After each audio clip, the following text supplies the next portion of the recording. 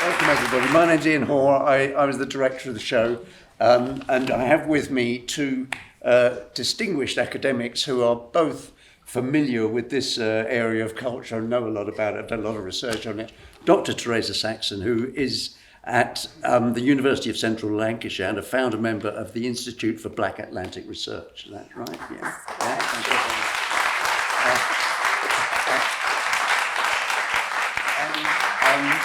Dr Nicole King, who's a lecturer in English and Comparative Studies at Goldsmith, and is...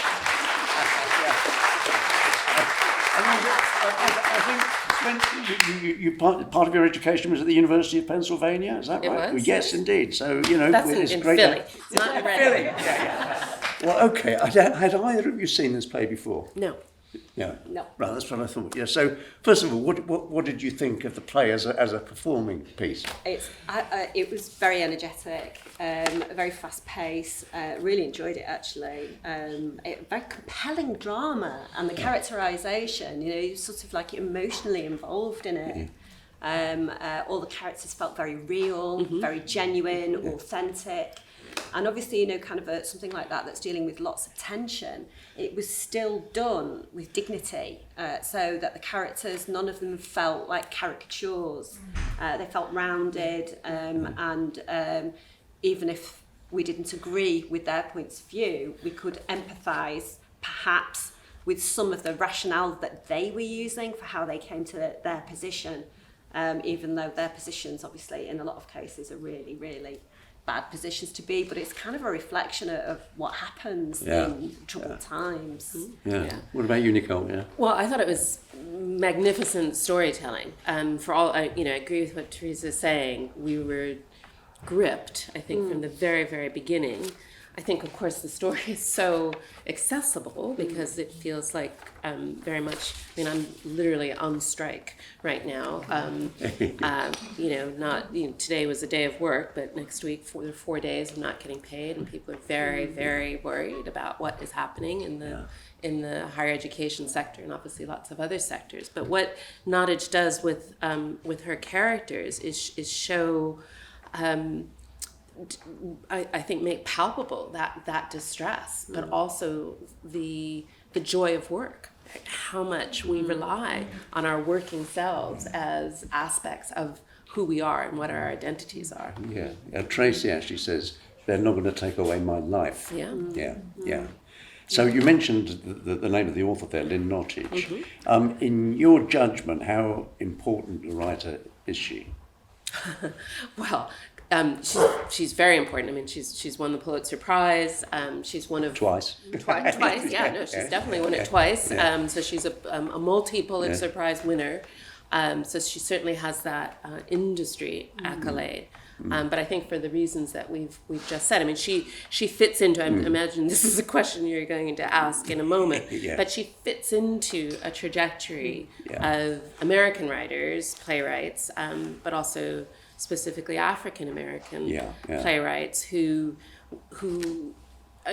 she has been compared to Clifford Odets.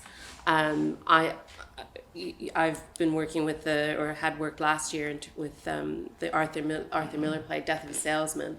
The way in which Nottage is putting capitalism on trial in this particular play, I think links her to somebody like Arthur Miller, but as others have said of her work, links her to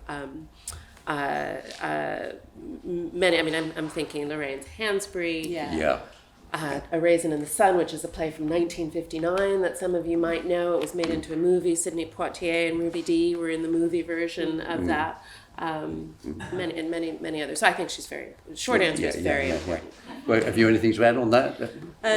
She's part of a very important movement at the moment of African American women playwrights. Kind of very significant. There's Susan Laurie Parks, Anna Devere Smith, and more recently Katori Hall, and they've done, kind of between them all, they're doing really valuable work. And I think what they do is demonstrate how theatre is political advocacy. So you actually can make a very serious point through using the space of theatre. I think Nottage at one point has said it's actually, kind of uniquely fitted to crafting a political message. One that, as Nicole said, the word accessible, kind of it's making a set of very complex arguments accessible to a wider audience, so people can actually start having the conversation about these issues that really matter. They're so important to us, obviously personally at the moment, but kind of in a wider sense. Throughout economic history, we have these problems of labour and capital. These are continuously revisited problems, and there's lots of different contexts for them. And this is a really kind of a key message about how we start talking about it. You mentioned some of the recent African American women writers, but there's a tradition which goes back a lot further of African American women writing involved in theatre and political theatre, isn't there? Yeah. Which is pretty hidden in lots of ways. Yeah, there's an awful lot of invisibility around women writing, around African American writing, and around African American women writing. Absolutely. So there's kind of it's an intersectional issue there. Yeah. I mean, there was a really important writer in the late 19th, early 20th century, Pauline Hopkins, who was also a novelist and became a stenographer. She actually became very disenfranchised with the stage because she was writing at a time when African American caricatures were really horribly, grotesquely staged, in some very racist, nasty ways. So she did become very dispirited by what was happening in theatre, but she tried to write back against that in her work and do something about it. So, and the other thing, really, the other side of that is African American women performers on stage. There's a long history of African American women on stage as well. And again, there's another play by Lynn Nottage, actually, which is called By the Way, Meet Vera Stark.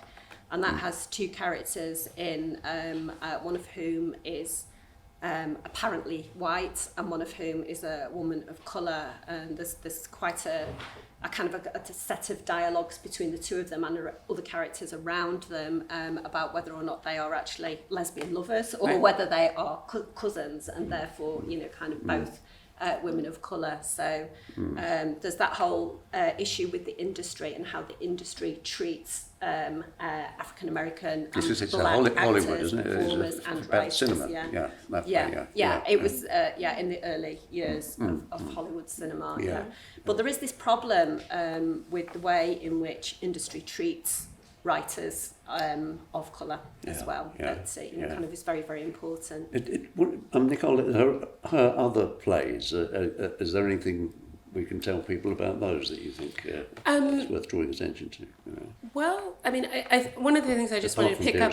One of the things I wanted to pick up on in terms of what Theresa was saying is that it's in terms of the theater, there is the role of the writer, but it's also the production, right? And being able to produce the plays in the way in which you want to. I mean, I think that's one of the advantages a Lynn Nottage and writers writing in the late 20th, early 20th century have, is that there's more.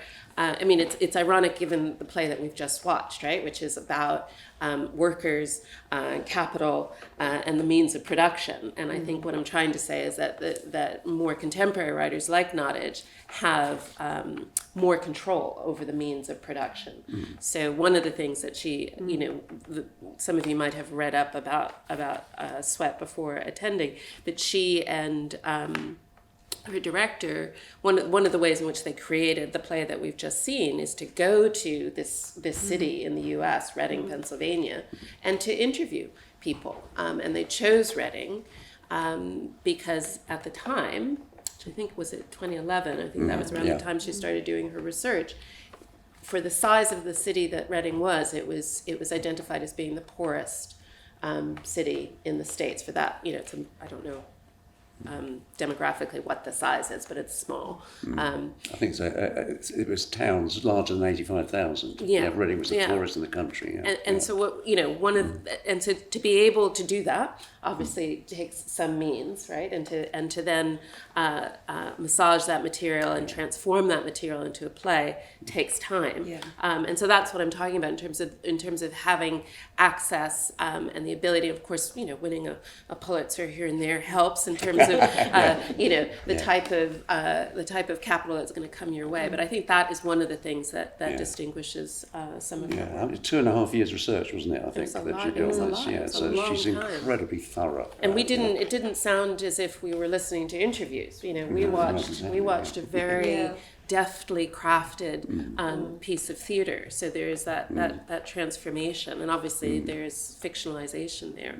But I think that is important. It is. I always think in terms of my teaching, we want to have that historical trajectory and understand where does this particular writer fit in with a host of other writers, but also understand what is unique about her historical context, which she can do, what is available to her right now. Yeah. What themes stood out for you most clearly in that play, do you think? Well, yeah, I think it is around capital, Yeah, labour, the it's capitalism those kinds trial, of economic relations, but yeah. there's inclusivity and exclusivity. One of the things that strikes me, and you know, kind of this is particularly, I suppose, relevant to that kind of concept of unionisation as well. But sometimes, you know, kind of, you know, we tend to think that unions are good things, and they are good things, but they have been exclusionary. So, you know, like banning women from joining, banning people colour from joining. Yeah. So there is, you know, kind of there's a troubled history on the labour side of the equation as well. It's quite interesting on that point, because that's absolutely right. But we've managed to find the badge, which was up there in the old bar. Yeah, it was the women's branch of the United Steelworkers of America. Yeah, and it has this slogan, "Women of Steel." So you know, things were, you know, that came along eventually. You know, but that's absolutely right. Yeah. So there was that. The whole business about the position of unions and the impact of globalization, I suppose. I think the other thing that comes out in the play is family, right? And our various families, right? So obviously the mother-son relationships, the father-son relationships, but there is that family of our working working companions, right? Who we spend a lot of time with, right? Sometimes we spend more time with the people that we work with, which is why it's so devastating to have that relationship broken. But I think that is a through line for the play for me. And in fact, Nick Edwards, who played Jason in the play, said to me he felt the more he'd worked on it, the more Hank, Tracy's husband, who's died, is a sort of determining absence in the kind of structure of the play. There, in terms of the, it's extraordinarily prescient, isn't it, in terms of what happened politically in America a few years after after she did the research. Yes. We might be talking about Donald Trump now. Yes. Might we? Yeah. I think, you know, kind of in part that's because the material is so well written and so generally applicable that it lends itself to those kinds of multiple contexts and interpretations. Absolutely. I mean, one of our reviewers said it was excruciatingly relevant to London in 2020, which I thought was quite accurate. I'm sure there's nodding heads out there beyond the lights. Go there. But we have to remember that she sets it in, you know, the two time frames are 2002 and 2008. And we get those references to NAFTA. And when you start thinking about NAFTA in the U.S. context, you're back to Clinton, right? So you're back to the 1990s, which is to say, and we cannot, you know, not say that we're also talking about Obama. So to say what's really, I think, perhaps most distressing about a play like this, when you look at that, you know, when you understand that timeline, when you figure out when she's writing it, when you see where we are now, that this isn't a 2020. We know this, right? This isn't a 2020 thing or a 2008 thing. This is This has been in train, and we're in England right now. So, you know, Theresa and I were talking about, you know, the miners' strike and Thatcherism. So, you know, even earlier, of course, than Clinton, and going back to Reaganomics and Thatcherism, that all makes this play possible. I think the other thing is clearly is it makes Trump possible, right? That Trump is not an anomaly, and Trump is not unexpected, and Trump is not surprising in the least, especially when you begin to think about the lives that we saw being portrayed on stage, because the actors, or the characters were saying, not I've had this job for 5 years, or I've had this job for 9 years, but I've had this job for 30 years, and my father had this job, and my grandfather had this job, and they were not treated well, right? So that these are decades and generations in the making in terms of getting to where we are now.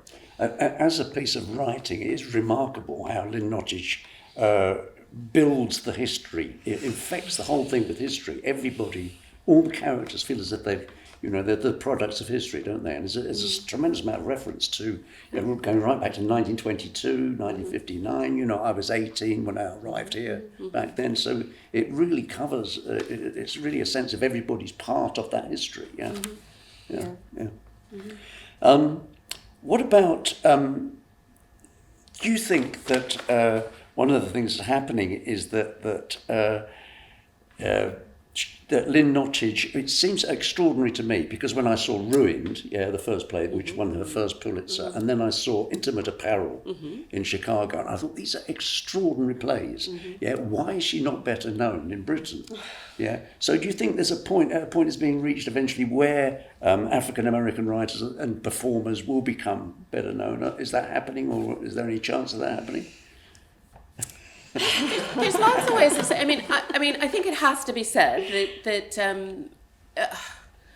I think Black British writers don't get that much of a look in, right? Absolutely. So we can say that African American writers are perhaps not as well known as we would like them to be, but they're getting produced, right? I mean, there have been some August Wilson productions over the last couple of years. At the National, At the National, and somewhere else as well. What was the King Headley? Where was that? That was, sorry? Stratford East.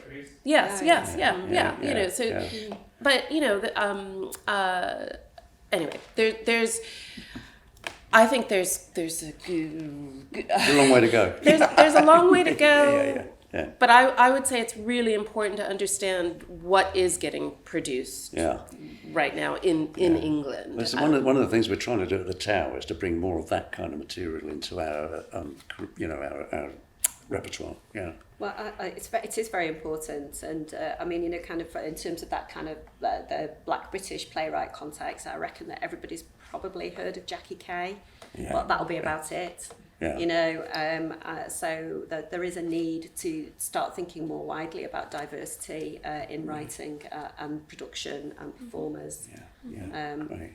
There's a long history of Black performers in Britain. Ira Aldridge, African American actor, came to Britain and performed actually in Stratford East in 1825, and that's sort of kind of not known. Right.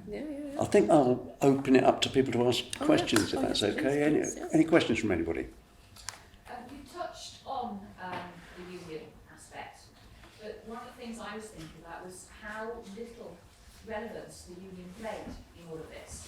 And actually they are the only official political element that is. And how much does that actually reflect actively to unions actually, and how much help they give people in this situation, and whether they helped or hindered the development and the further ability for these people to have a life. I think in the first instance with the union as this kind of mentioned but not present, it's like that absent presence, isn't it?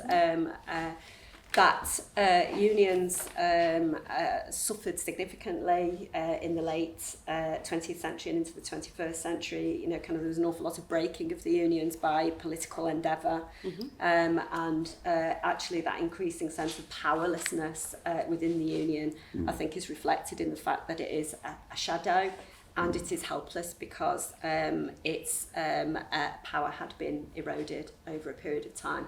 But that was happening in Britain and America in that period. You're talking about Thatcher and Reagan. And that's Bush. also linked, isn't it, with that upsurge of globalisation in the mid-70s, really. That's when it started. We can go back a long way with that. Yeah, exactly. Well, yeah, indeed, yeah.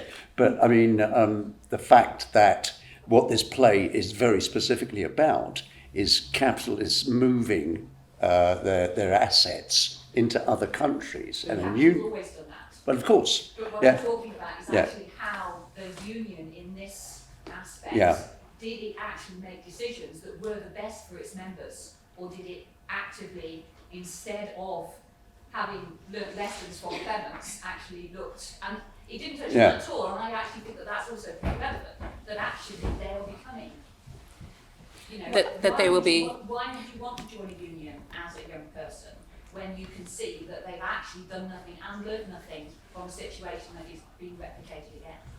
Well, it's interesting in the play, because I mean, I think one of the things you're asking is about the representation in the play, how it's represented, but also is that accurate? Yeah, it's very little represented. Sorry, I'll be quiet a minute. I was just one of the things that I thought it was quite interesting, and one of the things that people talk about in terms of that I find quite hard to understand is when people talk about being very tied to labour roots and the labour union and being tied to a union and all this kind of stuff.